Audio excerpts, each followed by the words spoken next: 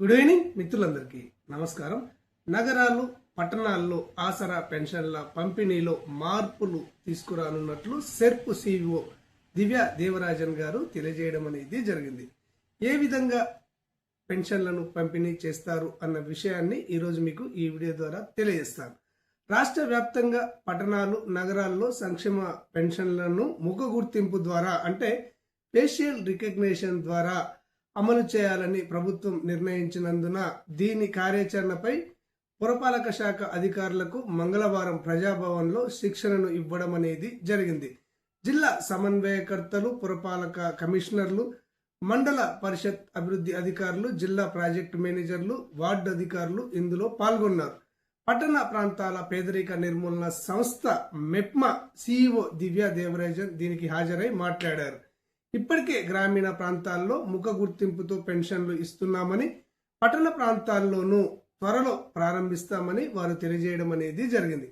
అనర్హులు చనిపోయిన వారి పేర్లను తొలగించి అర్హులకే పెన్షన్లు అందజేయాలన్నదే ఈ విధానం ఉద్దేశమని వారు తెలియజేయడం అనేది జరిగింది. శిక్షణ పొందిన వారంతా ఆయా జిల్లాలకు వెళ్లి అక్కడి సిబ్బందికి శిక్షణ ఇచ్చిన అనంతరము ఫేషియల్ రికగ్నిషన్ ద్వారా పెన్షన్లు ఇచ్చే విధానాన్ని ప్రారంభిస్తామని వారు తెలియజేయడం అనేది జరిగింది. అయితే పట్టణ ప్రాంతాల్లో కొంతమంది బ్యాంకుల ద్వారా పెన్షన్లను తీసుకోవడం అనేది జరుగుతుంది.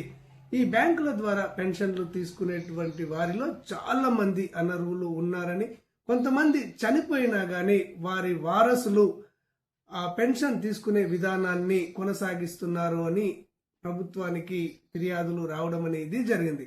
వీరందరినీ కట్టడి చేయడానికి అంటే అనర్హులను, చనిపోయినటువంటి వారు పెన్షన్లు తీసుకోకుండా నివారించడానికి ఈ ఫేషియల్ రికగ్నిషన్ ద్వారా పట్టణ ప్రాంతాల్లో పెన్షన్లను పంపిణీ చేయాలని ప్రభుత్వం నిర్ణయం తీసుకోవడం అనేది జరిగింది.